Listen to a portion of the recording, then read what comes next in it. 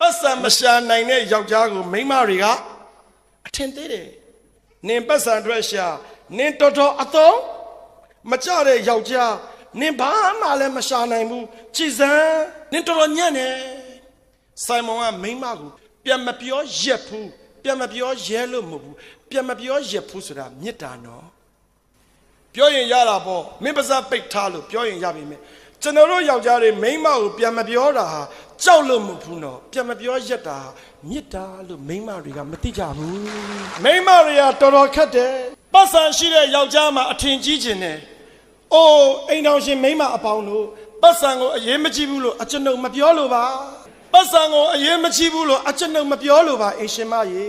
ပတ်စံတဲ့အရေးကြီးတာယောက်ျားတစ်ယောက်ကပေးတဲ့နှွေးထွေးမှုဟာပတ်စံတဲ့ပို့ပြီးအရေးကြီးတယ်ဆိုတာအရှင်မနင်သိသိစေချင်တာပဲမိန်းမတွေကတင်တောင်းတင်တယ်ထားနိုင်တဲ့သူကိုမှမိန်းမတွေကအလိုရှိကြတာမိန်းမရဲ့ငါနင့်ကိုတင်တောင်းတင်တယ်ထားနိုင်မှုငါစ조사ပါတယ်တင်တောင်းတင်တယ်ထားနိုင်တာလဲအရေးကြီးတယ်လို့တင်တောင်းတင်တယ်ထားနိုင်တာတဲ့အရေးကြီးတာကနင့်ကိုငါအမြဲတမ်းဘာပဲလုပ်လို့ဦးစားပေးတယ်လေဦးစားပေးခြင်းဟာတင်တောင်းတင်တယ်ထားခြင်းတဲ့အရေးကြီးတယ်ဆိုတာအင်ရှင်မတွေမသိတာတော့တော်တော်မိုက်မဲတယ်ကွယ်ဟုတ်တယ်ဒီလိုပါပဲ